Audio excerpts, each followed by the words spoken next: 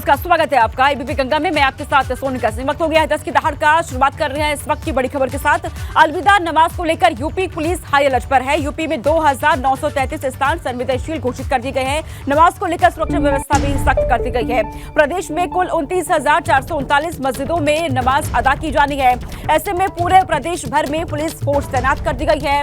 सुरक्षा की चाक चौबंद व्यवस्था यहां पर की गई है। पूरे यूपी में तकरीबन 2933 ऐसे स्थान हैं जिसे संवेदनशील घोषित कर दिया गया है। तो नमाज को लेकर सुरक्षा व्यवस्था कड़ी कर दी गई है। प्रदेश में कुल 29,439 मस्जिदों में नमाज अदा की जानी है। ऐसे में इसको देखते हुए यूपी पुलिस अलर्ट मोड में है अलविदा नमाज को लेकर के, ताकि किसी भी तरह की कोई भी अनहोनी कहीं पर भी ना घट सके, किसी भी इलाके में कोई अप्रिय घटना ना हो सके। इसको लेकर के ड्रोन से भी निगरानी की जा रही है। तो जिस तरीके से प्रयागराज में अतीक अहमद का उसके भाई अशरफ को लेकर के हत्याकांड हुआ है, उसके बाद यहां पर अब देखा जा रहा है अलविदा नमाज को लेकर के पुलिस हाई अलर्ट मोड में आ चुकी है। पूरे प्रदेश भर में तकरीबन 2933 स्थान संवेदनशील घोषित कर दिए गए हैं। नमाज को लेकर सुरक्षा व्यवस्था यहां पर सख्त कर दी गई है। ड्रोन से निगरानी रखी जा रही है। चप्पे चप्पे पर पुलिस की तैनाती और पूरी नजर रखी जा रही है, ताकि किसी भी तरह की कोई भी अप्रिय घटना कहीं पर भी ना घट सके। प्रदेश में कुल 29,439 मस्जिदों में नमाज अदा की जानी है। ऐसे में इसको देखते हुए कल ईद भी है। ईद से पहले नमाज अदा यहां पर हो रही है। ऐसे में पुलिस फोर्स तैनात है। सुरक्षा व्यवस्था यहां पर कर दी गई है, ताकि कोई भी घटना ना घट सके, अच्छी तरह से अपनी नमाज को अदा किया जा सके। खबर है बिजनौर से। अलविदा जुमे की नमाज पर पुलिस प्रशासन अलर्ट है। ड्रोन कैमरे से यहां पर नजर रखी जा रही है। नमाज से पहले मस्जिदों के पास सख्त सुरक्षा व्यवस्था कर दी गई है। संवेदनशील इलाकों में पीएससी की तैनाती कर दी गई है। बिजनौर में दोपहर 2 बजे तक अदा की जानी है नमाज। ऐसे में उससे पहले यहां पर ड्रोन से निगरानी की जा रही है। पुलिस फोर्स तैनात है। चप्पे चप्पे पर निगरानी की जा रही है। नमाज से पहले मस्जिदों के पास भी सुरक्षा व्यवस्था सख्त कर दी गई है। चाक चौबंद व्यवस्था यहां पर कर दी गई है। संवेदनशील इलाकों में पीएससी की तैनाती कर दी गई है और हर एक चीज पर बारीकी से नजर रखी जा रही है। ड्रोन के जरिए यहां पर निगरानी रखी जा रही है। बिजनौर में दोपहर 2 बजे का वक्त है जब नमाज अदा की जानी है, और उससे पहले जगह जगह पुलिस फोर्स की तैनाती यहां पर कर दी गई है। यूपी पुलिस अलर्ट मोड में है। ड्रोन कैमरे के जरिए नजर रखी जा रही है। बिजनौर से ये खबर है जहां पर अलविदा जुमे की नमाज पर पुलिस प्रशासन अलर्ट मोड में है। ड्रोन कैमरे से यहां पर नजर रखी जा रही है। ये तस्वीर आप देखिए। नमाज से पहले मस्जिदों के पास सुरक्षा व्यवस्था सख्त कर दी गई है, ताकि कोई भी अनहोनी ना हो सके और अच्छी तरीके से नमाजी अपनी नमाज को अदा कर सके। संवेदनशील इलाकों में पीएससी की तैनाती यहां पर कर दी गई है। दोपहर 2 बजे का वक्त है बिजनौर में जब नमाज अदा की जानी है, और उससे पहले पूरे बिजनौर में देखा जा रहा है पुलिस अलर्ट मोड में है। चप्पे चप्पे पर तैनाती कर दी गई है। नजर रखी जा रही है। हर एक गतिविधि की बारीकी से यहाँ पर नजर, आने जाने वाले लोगों को भी पूरी नजर यहाँ पे रखी जा रही है। और इसी खबर पर, क्योंकि प्रदेश भर में नमाज अदा होनी है, ऐसे में मेरठ से संवाददाता सनुज शर्मा मेरे साथ जुड़ेंगे। वाराणसी से संवाददाता नवीन पांडे रहेंगे जो वहां से जानकारी देंगे। वहीं आगरा में नमाज को लेकर के, नमाज अदा को लेकर के ऐसी तस्वीर है, वहां पर किस तरीके से सुरक्षा व्यवस्था है, नितिन उपाध्याय मेरे साथ रहेंगे, वो पूरी जानकारी देंगे। कानपुर में सुरक्षा व्यवस्था किस तरीके से की गई है, वहां से संवाददाता रतीश त्रिवेदी मेरे साथ जुड़ेंगे, वो पूरी जानकारी देंगे। स्क्रीन पर आपको मेरे सहयोगी नजर आ रहे हैं। मेरठ का रुख कर लेते हैं। सबसे पहले मेरठ में सनुज का रुख करते हैं। सनुज, वहां पर किस तरीके से तस्वीरें हैं सुरक्षा व्यवस्था को लेकर के, क्योंकि नमाज अदा की जानी है, और इससे पहले देखा गया प्रयागराज में किस तरीके से हत्याकांड हुआ है, उसके बाद ये नमाज अदा हो रही है। क्या तस्वीर है सुरक्षा व्यवस्था को लेकर, सनुज?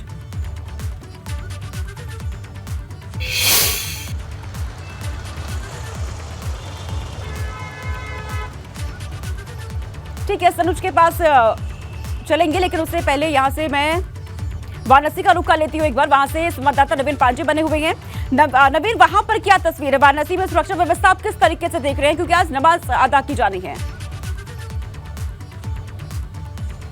जी बिल्कुल, अगर वाराणसी की बात की जाए तो वाराणसी में भी सुरक्षा व्यवस्था चाक चौबंद की गई है, क्योंकि जिस तरह से जितने भी संवेदनशील मस्जिदें हैं वहाँ पर फोर्स पुलिस बल तैनात किए गए हैं, चाहे वो ज्ञानवापी परिषद हो या फिर नदेसर का जामा मस्जिद परिषद हो या फिर अन्य मस्जिद परिषद हो, वहाँ पर तमाम तरह की फोर्सों का इंतजाम किया गया है। सुरक्षा के चाक चौबंद बंदोबस्त किए गए हैं। पीएससी के जवानों को तैनात किया गया है, आरपीएफ के जवानों को तैनात किया गया है। इसके साथ साथ ज्ञानवापी पर खास तरह की सुरक्षा व्यवस्था मुहैया कराई जा रही है, क्योंकि आज ज्ञानवापी को लेकर सुप्रीम कोर्ट में सुनवाई भी है और सुनवाई के बाद कुछ फैसले की भी संभावना देखने को मिल रही है। तो इसको देखते हुए प्रशासन काफ़ी चुस्त और दुरुस्त देखने को मिल है, लिहाजा ज्ञानवापी परिसर पर सुरक्षा के तमाम बंदोबस्त किए गए हैं। इसके साथ साथ ज्ञानवापी के अलावा जितने भी मस्जिद हैं, चाहे वो संवेदनशील मस्जिद हो या फिर अन्य मस्जिद हो, वहाँ पर भी पूरी तरह से सुरक्षा के चाक चौबंद बंदोबस्त किए गए हैं। पुलिस को टुकड़ियों में बांटा गया है। इसके साथ साथ ड्रोन कैमरे से भी निगरानी रखने की बातें सामने आ रही है। तो फिलहाल सुरक्षा के चाक चौबंद बंदोबस्त किए गए हैं। 12 बजे से समय दिया गया है अलग अलग मस्जिदों पर। 12 बजे के बाद से नमाजें अदा की जाएगी और लगभग 2 बजे तक ये नमाजें अलग अलग मस्जिदों पर चलेंगी, जिसको लेकर पुलिस पर पूरी तरह से तैनात है। सुरक्षा के चाक चौबंद पुलिस द्वारा किए गए हैं। आपको बताना चाहेंगे कि ज्ञानवापी परिषद को लेकर सुप्रीम कोर्ट द्वारा जिला अधिकारी को आदेश दिया गया था। जिस तरह से वजीफाने को लेकर विवाद चल रहा था ज्ञानवापी परिषद को लेकर, लिहाजा जिलाधिकारी की टीम ने जिलाधिकारी की निगरानी में एक बैठक की गई ज्ञानवापी परिषद में, जहां पर बैठक में ये बातें निकल के सामने आई कि उनके वजूखाने को लेकर किस तरह से सहमति बनी जाए, वजूखाने वो कहाँ करेंगे उसको लेकर सहमति बनाई गई। सहमति बन चुकी है। ठीक है, आपके पास लौटूंगी नबील। आगरा में क्या तस्वीर है, आगरा में कैसी व्यवस्था है, ये जानने के लिए रुक करते हैं नितिन उपाध्याय का, वहां से बने हुए। नितिन, क्या व्यवस्था है वहां पर आप देख रहे हैं? देखिए, बिल्कुल देखिए, आज अलविदा की नमाज है और हज़ारों सर आज अल्लाह की शान में झुकेंगे, उनकी इबादत में झुकेंगे। और ऐसे में जो जामा मस्जिद है, ये मुग़ल कालीन मस्जिद है, इसको लेकर आज यहाँ सुरक्षा व्यवस्था के पुख्ता इंतजामात हैं। बड़ी संख्या में पुलिसकर्मी थोड़ी देर पहले यहाँ दिखाई दे रहे थे, लेकिन जैसे जैसे करीब 1 बजे का वक्त आएगा, इस पूरा जो इलाका है यहाँ छावनी में तब्दील कर दिया जाएगा। दरअसल उत्तर प्रदेश में अतीक अशरफ शूट आउट के बाद ओवर सेंसिटिविटी है, प्रशासन सरकार बहुत ज़्यादा सतर्क है, हाई अलर्ट पूरे उत्तर प्रदेश में लागू है। और इसको लेकर कल एक बड़ी मीटिंग जो पुलिस कमिश्नर और जिलाधिकारी ने जो पीस कमेटी की ली है, 41 जोन 128 सेक्टर में पूरे आगरा शहर को बांटा गया, यानी सेक्टर स्कीम लागू की गई है। तो कुल मिला के 443 मस्जिदों में अलविदा की नमाज अदा की जाएगी। इसके लिए वहाँ के स्थानीय स्तर पर मस्जिद प्रशासन से, लोकल जो लेवल पर जो प्रमुख लोग हैं उनसे बात कर ली गई है। किसी भी तरह से कोई भी कानून व्यवस्था की स्थिति खराब ना हो, किसी भी तरह की कोई भड़काऊ बात ना हो, ये सारी चीज़ों को लेकर अति संवेदनशीलता बरती जा रही है। देखिए, ये जामा मस्जिद है, ये उस दौर की जामा मस्जिद है, मुग़ल कालीन जामा मस्जिद है। और कहा जाता है कि जो शाहजहाँ की जो बेटी ने, जहाँआरा ने इस मस्जिद को बनवाया था, इसकी तामीर रखाई थी।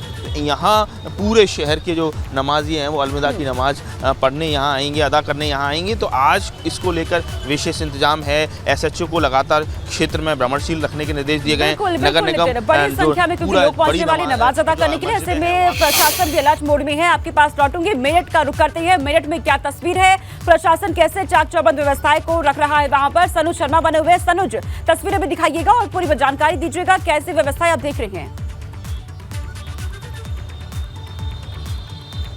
देखिए, मेरठ में जो सुरक्षा व्यवस्था है वो चाक चौबंद है। हमेशा पुलिस पूरे अलर्ट मोड पर रहती है। क्योंकि आज अलविदा की जुमा की नमाज अदा होनी है, तो आप देखिए किस तरीके से यहाँ पर जो पुलिस का पहरा है, तमाम शहर के जो चौराहे हैं, जो शहर के तमाम पॉइंट्स हैं, वहाँ पर इसी तरीके से जो सुरक्षा है वो और ज़्यादा कड़ी की गई है। और जैसे जैसे जिस वक्त मस्जिदों में नमाज अदा की जाएगी, तो वहाँ पर भी सुरक्षा का अलग से जो प्लान है वो तैयार किया गया है। तमाम मस्जिदों के बाहर, उनकी तरफ जाने वाले रास्ते, उनकी तरफ आने वाले रास्ते, सभी पर भी जो सुरक्षा का पूरा चक्रव्यूह है वो रचा गया है। जो आला अधिकारी हैं वो रात भर इलाकों का दौरा करते रहे, निरीक्षण करते रहे।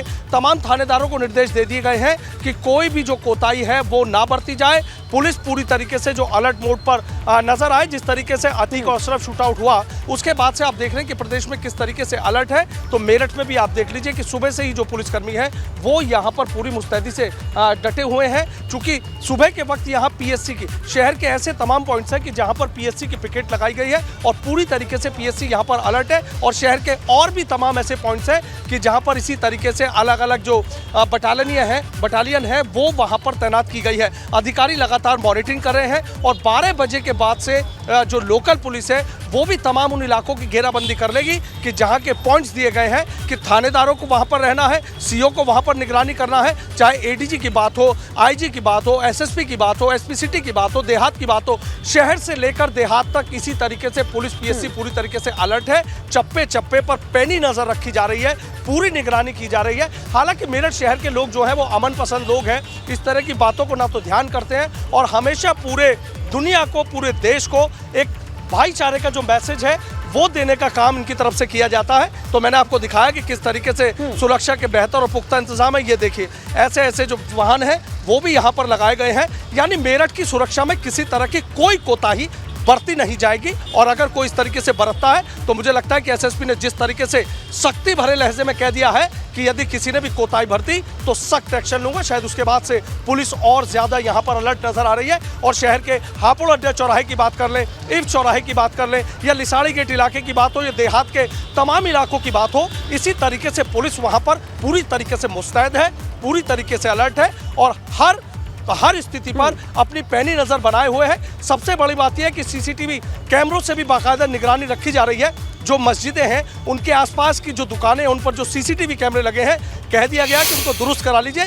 उससे भी पूरी पैनी नज़र पुलिस अपनी बनाए हुए है। हालांकि मैंने फिर वही बात कहना चाहूँगा कि मेरठ के क्रांति शहर के जो लोग हैं वो अमन पसंद लोग हैं और इस तरह की जो बातें उन पर ध्यान नहीं देते, हमेशा मिलजुल कर रहते हैं और एक बड़ा संदेश देने का काम करते हैं। अब दोपहर के वक्त जब ईद की नमाज यहाँ पर अता की जाएगी तो उस दौरान सुरक्षा का जो चक्रू है बिल्कुल, वो और कड़ा नजर मेरठ आएगा। में बड़े स्तर पर तैयारी पुलिस प्रशासन ने की है ताकि शांतिपूर्वक तरीके से नमाज अदा की जा सके। कानपुर में क्या तस्वीर है, वहां से रतीश त्रिवेदी बने हुए हैं। कानपुर में रतीश सब क्या देख रहे हैं, पुलिस प्रशासन के किस तरीके से मुस्तैद है, क्या उनकी तैयारी है? देखिए आज अति महत्वपूर्ण दिन है, जो अलविदा की नमाज होनी है और अतीक अशरफ शूटआउट के बाद भी कानपुर पुलिस ने भी अपनी तैयारियों को कर रखा है। अगर बात की जाए तमाम संवेदनशील इलाकों में क्यूआरटी को और पुलिस लाइन से जो अतिरिक्त बल होता है उसको लगाया गया है। पिछले साल नई सड़क में 3 जून को हिंसा हुई थी, उसके बाद से तमाम सुरक्षा एहतियात बरते जा रहे हैं जिनको लगातार कंटिन्यू रखा गया है। और ऐसे में कानपुर पुलिस की अगर बात की जाए तो कानपुर पुलिस भी तमाम उन एहतियातों को बरत रही है, एसओपीज़ को फॉलो कर रही है जिसके तहत शहर का अमन कायम रहे और शांति व्यवस्था में किसी तरीके का विघ्न न उत्पन्न हो। जो तमाम इनपुट्स है, तमाम बातें निकल करके आई हैं, उसके बाद कानपुर पुलिस के जो बड़े अधिकारी हैं उनका कहना है कि वो खुद सड़क पर उतर करके और शांति व्यवस्था को बनाए रखने के लिए काम कर रहे हैं। पीस कमेटी की बैठक हो चुकी है, तमाम धार्मिक धर्म गुरुओं के साथ बैठक हो चुकी है। ईद का दिन है और अलविदा की नमाज को लेकर के जिस तरह से एहतियात बरते जाने चाहिए वो तमाम एहतियात बरते जा रहे हैं। लोगों से अपील भी की गई है कि वो शांति व्यवस्था को बनाए रखने में अपना पूरा सहयोग भी बरतें। तमाम बड़ी ईदगाहों में जहां नमाज होगी सड़क पर नमाज ना अदा की जाए, इसका भी एहतियात बरता जा रहा है। और जो तमाम अतिरिक्त बल हैं उनका भी इस्तेमाल करते हुए सड़कों पर फ्लैग मार्च किया गया है, तमाम रूट मार्च किया गया है। तमाम एसीपीज़, डीसीपीज़ और डीसीपीज़ तमाम सड़क पर उतर करके कानपुर शहर में अमन कायम करने के लिए लगे हुए हैं। जो धर्मगुरु हैं मस्जिदों में लोग इकट्ठा हो लेकिन अनायास भीड़ इकट्ठी ना की जाए, इसका भी ख्याल रखा गया और इस चीज़ की भी ताकीद की गई है। जी बिल्कुल, यानी बड़े स्तर पर पुलिस प्रशासन की यहाँ पर पूरी तैयारी है, चप्पे चप्पे पर नजर रखी जा रही है। आप चारों का बहुत शुक्रिया तमाम जानकारी हम तक पहुंचाने के लिए। सनुज आपका बहुत शुक्रिया, नवीन आपका भी, और नितिन उपाध्याय आपका भी बहुत शुक्रिया, रतीश त्रिवेदी आपका भी बहुत शुक्रिया तमाम जानकारी हम तक पहुंचाने के लिए। में कथावाचक धीरेन्द्र शास्त्री ने भव्य कृष्ण मंदिर बनाने की मांग कर दी है। उन्होंने कहा अयोध्या की तरह मथुरा में भी श्री कृष्ण का भव्य मंदिर बने। एमपी के बागेश्वर धाम के कथावाचक धीरेन्द्र शास्त्री ने हिंदू राष्ट्र बनाने की फिर से वकालत की है। उन्होंने कहा कि हिंदू राष्ट्र बन जाने से फायदे ही फायदे हैं। धीरेन्द्र शास्त्री वृंदावन में प्रमुख साधु संतों से आशीर्वाद भी उन्होंने लिया वहां पर, और इसी दौरान उन्होंने हिंदू राष्ट्र बनाने की एक बार फिर से वकालत की है। ये अभियान तो बहुत पहले उठ जाना चाहिए था, बस देर से उठा, ये दुर्भाग्य है। लेकिन अब उठाओ, बहुत जल्दी सनातनी हिंदू जग रहे हैं, एकत्रित हो रहे हैं। जैसे अयोध्या में भगवान श्री राम लला का दिव्य और भव्य मंदिर बन रहा है, इस अभियान के साथ अब मथुरा में भी, ब्रज में भी हमारे कृष्ण कन्हैया लाल का बहुत जल्दी भव्य और दिव्य मंदिर बनेगा। तो महाराज जी, ये हिंदू राष्ट्र की आप लगातार जो मांग उठा रहे हैं, इसमें आपको क्या फ़ायदे लगते हैं जो एक धर्मनिरपेक्ष राष्ट्र में नहीं लगते हैं?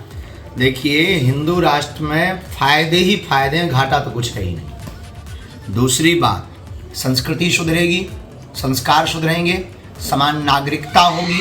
जातिवाद के नाम से ये जो राजनीति बार बार की जाती है और आपस में गृह युद्ध की स्थिति बन जाती है, यह गृह युद्ध की स्थितियां हमेशा के लिए विराम हो जाएंगी। और हमारा भारत विश्व गुरु तभी बनेगा जब तक भारत में हमारे वेद शास्त्र की परंपरा की शिक्षा पद्धति लागू नहीं होगी। और हमारे हिंदू राष्ट्र में, हमारे हिंदुस्तान ही हिंदू राष्ट्र नहीं कहलाएगा तो क्या कहलाएगा? इसके अनेक फायदे हैं। ऐसे मान के चलो कि मणि आ जाने पर कोई पूछे कि भाई घाटा क्या है, ऐसे ही लोग कह रहे हैं कि हिंदू राष्ट्र बनने से घाटा क्या है। हमें लगता है जिस प्रकार मणि के आने से सब कुछ फायदा है, वैसे ही भारत को अगर हिंदू राष्ट्र घोषित किया जाता है, हिंदुस्तान को हिंदू राष्ट्र घोषित किया जाता है, तो सर्वत्र फायदे ही फायदे। कथावाचक धीरेन्द्र शास्त्री ने भव्य श्री कृष्ण मंदिर बनाने की मांग की है, तो वहीं पर प्रसिद्ध कथावाचक ठाकुर देवकीनंदन महाराज ने मुस्लिमों से भाईचारा निभाने की अपील की है। प्रेस कॉन्फ्रेंस में देवकीनंदन ने कहा कि औरंगजेब ने भगवान श्री कृष्ण का मंदिर को तोड़ श्री कृष्ण की मूर्तियों को आगरा की जामा मस्जिद की सीढ़ियों में लगा दिया था। अब भारत में संविधान लागू है, इसलिए हम आगरा के सभी मुस्लिम धर्म गुरुओं को प्यार भरा संदेश दे रहे हैं कि 5 दिन में अपनी चर्चा कर ले और जामा मस्जिद की सीढ़ियां तोड़कर हमारे भगवान की मूर्ति हमें दे। इस कार्य में जो भी खर्चा आएगा उसका भुगतान हम करेंगे। अगर ऐसा नहीं हुआ तो कानूनी लड़ाई लड़ी जाएगी। 5 दिन का अल्टीमेटम दिया है देवकीनंदन ठाकुर ने। तो अब मथुरा में भाईचारा निभाने का वक्त आ गया है। ठाकुर देवकीनंदन ये कहते हुए यहां पर नजर आए हैं। आगरा जामा मस्जिद की सीढ़ियों में भगवान श्री कृष्ण की मूर्तियां लगी हैं और उन्हें वापस मांगने की मांग कर रही हैं। तो मैं चाहता हूं जितने भी मुस्लिम धर्मगुरु आगरा में हैं, जो जामा मस्जिद को देख रहे हैं, मेरा उनसे प्यार से एक मैसेज है कि आप 5 दिन में आपको समय है कि भाईचारा अगर हमें निभाना है तो हम 5 दिन में ये डिसाइड करें कि भाई हमें हिंदुओं का भी ध्यान रखना चाहिए, उनकी आस्था का ध्यान रखना चाहिए। और सिर्फ सीढ़ियों की बात, सीढ़ियों को खोद कर अगर वहां भगवान मिलते हैं तो वो भगवान हमको दे दें। जो भी खर्चा होगा भाईचारे के नाते वो खर्चा मंदिर और सीढ़ियों का तोड़ने का, निकालने का, जो भी होगा वो हम करेंगे। अब अगर 5 दिन में हमें भाईचारे का कोई मैसेज नहीं मिला तो फिर इस पर हम अतिशीघ्र एक कार्य करेंगे कि हम लोग आगरा में भी एक केस करेंगे। श्री कृष्ण मंदिर के लिए नया संग्राम अभी क्या चल रहा है, ये सबसे पहले आपको हम समझा देते हैं। कथावाचक धीरेन्द्र शास्त्री ने कहा मथुरा में भगवान श्री कृष्ण का भव्य मंदिर बनना चाहिए। अयोध्या की तरह मथुरा में भी श्री कृष्ण का भव्य मंदिर बने। एक बार फिर भारत को हिंदू राष्ट्र बनाने की इनकी तरफ से यहाँ पर मांग कर दी गई है। हिंदू राष्ट्र बन जाने से फायदे ही फायदे हैं, कोई नुकसान नहीं होगा, धीरेन्द्र शास्त्री ये कहते हुए यहाँ पर नजर आए हैं। तो एक बार फिर देखा जा रहा है श्री कृष्ण मंदिर के लिए नया संग्राम यहाँ पर छिड़ता हुआ नजर आया और ये धीरेन्द्र शास्त्री की तरफ से तमाम बातें यहाँ पर कही गई है। कह रही है एक बार फिर भारत को हिंदू राष्ट्र बनाने की मांग उनकी तरफ से की गई है। वहीं कथावाचक ठाकुर देवकीनंदन ने क्या कहा वो आपको बता देते हैं। उन्होंने कहा मुस्लिम धर्म गुरुओं से अपील की है कि अब मथुरा में भाईचारा निभाने का वक्त आ गया है। आगरा जामा मस्जिद की सीढ़ियों में भगवान श्री कृष्ण की मूर्तियां हैं। औरंगजेब ने भगवान श्री कृष्ण की मूर्तियों को सीढ़ियों में लगा दिया था। मुस्लिम भाई आगरा जामा मस्जिद की सीढ़ियों से कृष्ण की मूर्तियां निकाल कर दे। 5 दिन के अंदर सीढ़ियों से मूर्तियां निकालकर हिंदुओं को दे दे। अगर 5 दिन में भाईचारा नहीं निभाया तो कानून के तहत ही लड़ाई लड़ी जाएगी। ये कहते हुए देवकीनंदन नजर आए हैं। हमें अपनी आस्था के मुताबिक पूजा करने का अधिकार है। देवकीनंदन ठाकुर की तरफ से ये बातें यहाँ पर कही गई है कि मुस्लिम भाई आगरा जामा मस्जिद की सीढ़ियों से कृष्ण की मूर्ति निकाल करके वापस दें।